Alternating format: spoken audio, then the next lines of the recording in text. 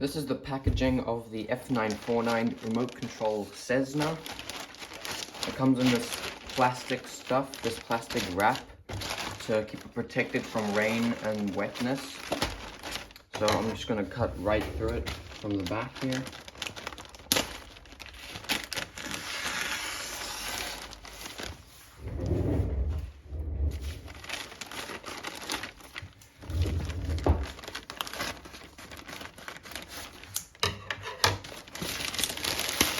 So this one did come in a foam box. You also have the option of coming in the original box. It's a cardboard box. I'll put a picture up in the screen here.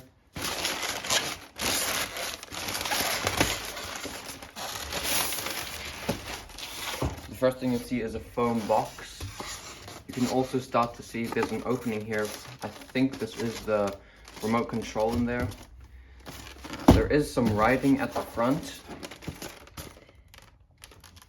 This is the manufacturer. And on the back side, there's not too much there either. I will have to cut some of the tape here. I've got scissors for that.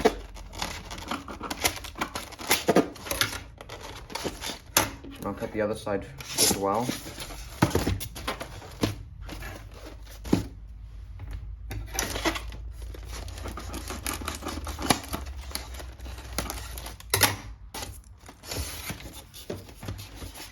Okay, now we have cut the tape on this side and on that side, so I can actually open the box now.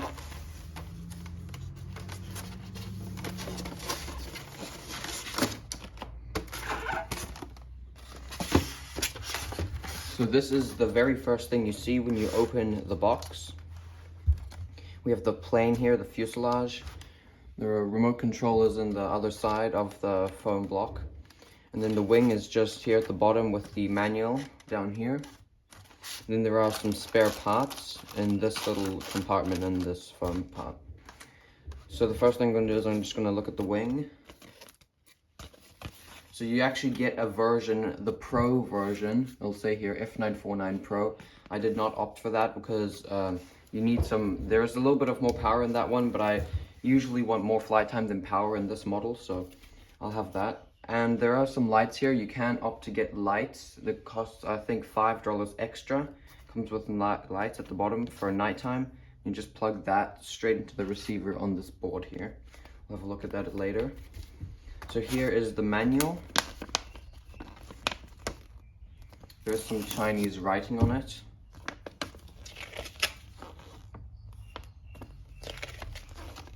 Tells you all the controls, where the battery goes.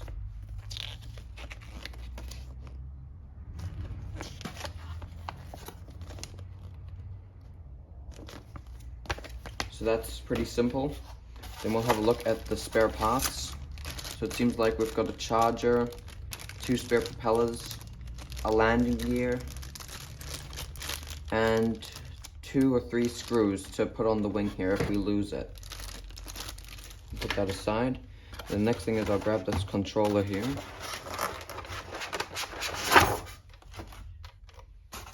So it takes 4 AA batteries. One of the screws is most likely to hold this down in place. It slides quite easily. So this is the throttle stick, and this will be up and down and left and right. There's the trim buttons here. And then one of these will be high rates and one of these will be the gyro. Then we have the main plane, the fuselage here. You can see the servos in there. You can also see the receiver. And then the 3 cables for the 3 motors in there. The battery is down here at the bottom. There's an on and off switch here as well. We did want 2 batteries, so seems like there's 2 batteries inside here. I don't know how they got 2 batteries in this plane. We've got the 500 milliamp one, so this is not the original one of the Cessna.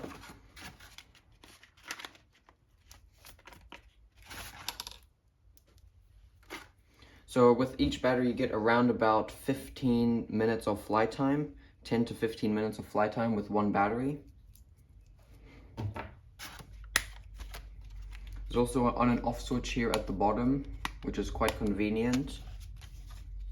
And other than that, looks all fine to me. There are the servo plugs right here on the board, and there's no ailerons, so you can just put the wing on. But what you will have to do is you'll have to plug in the lights in this little port down here, right next to this other plug that's red and black.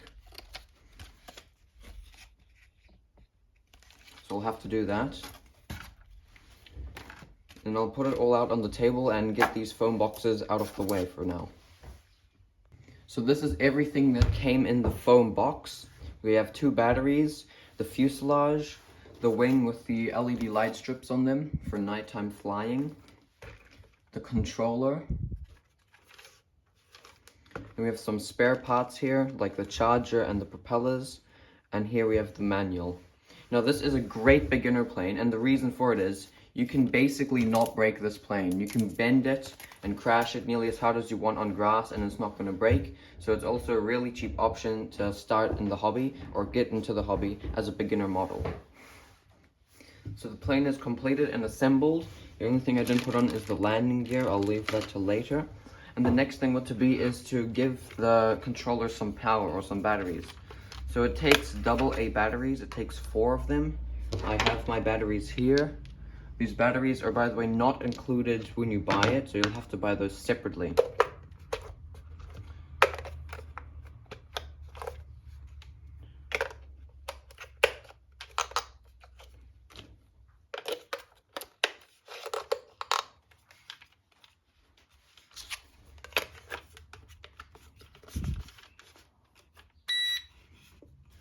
So when we first power it on, usually you actually have to switch the controller on first, but in this case you have to switch the plane on and then the controller first. I'm not sure why they did that, because that actually makes bad habits for bigger planes, because on bigger planes you always have to switch on the controller first before you switch on the plane. So we can see here there's a blue screen. It shows the plane, and when I move the stick, it moves parts on the screen as well. For example, here if I go on throttle, I can see the throttle right there go up and down. I can also see the trim in these corners here and the gyro here at the top. I can also see if the lights are activated on the plane or if they're not activated, which is kind of a handy thing. There's also low and high rates, so there'll be an L in the corner there for low rates. I've got low rates on here at the moment. So I'm not sure if these batteries are full, but I can quickly switch it on to test if it works. So the first thing I'll do is I'll put the battery in here, or I'll plug it in, making sure that the switch here is off.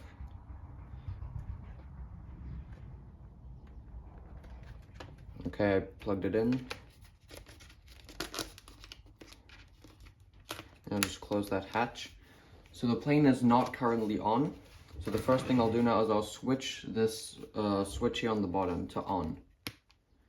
You'll see the lights go. It's pink and green at the moment. So now it's flashing, so now I'll switch on my controller here. And then it's bind. So usually on some planes you have to put the throttle up and then down again, but in this case you don't have to, so if I power the throttle it should go. And as soon as you put the throttle on, the gyro starts working. You can hear it.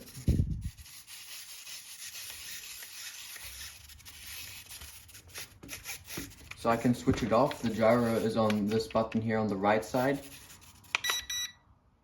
And the gyro is off. So I'll quickly show the elevator and the rudder here.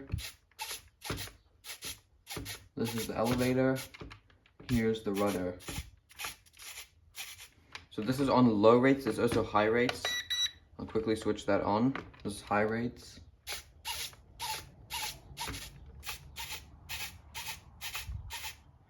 The difference might be too small to see on the screen you're watching on, but I can definitely see it. There is a difference in it. And to switch the lights on and off, you just hold this button in here on the left side of the controller. because this is also low and high rates, but you have to hold it in to switch on the LEDs. So you can switch them on and off. Now the LEDs in the daylight probably don't do much, so you probably want to save some battery by switching them off in the daylight. But then once you're flying at night or in the late evening, you can switch on the LEDs and you can see it a lot better in the sky. It also looks pretty cool then. The last thing I'm going to quickly do is I'm going to put on the landing gear for the plane. So that's the back landing gear. Here's the front landing gear.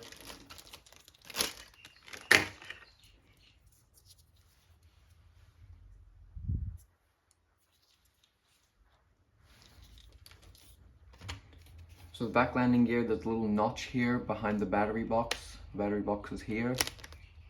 So you can just push it right through there and it will clip in. You can usually feel the clip, I'm not sure if you can hear it. And at the front, there is a slight bend in the nose wheel. So you want to make sure that bend is facing to the front. So instead of doing it like this, you want it so it's the other way around. I'm not going to push it fully in because sometimes I've had problems with it. I actually have a second one of this, so I've had problems with it snapping off in there, so I'm just going to leave it like this for now. And it's facing front. So that is how you want it. And it should be pretty smooth on the ground. You can actually bend the wire a little bit if it's leaning to one side. So this wire is quite flexible, so it can absorb some of your landing. These wheels most likely do not work on grass unless it's very short grass or maybe even dirt. But other than that, you probably want to fly with the wheels on a concrete or a hard surface.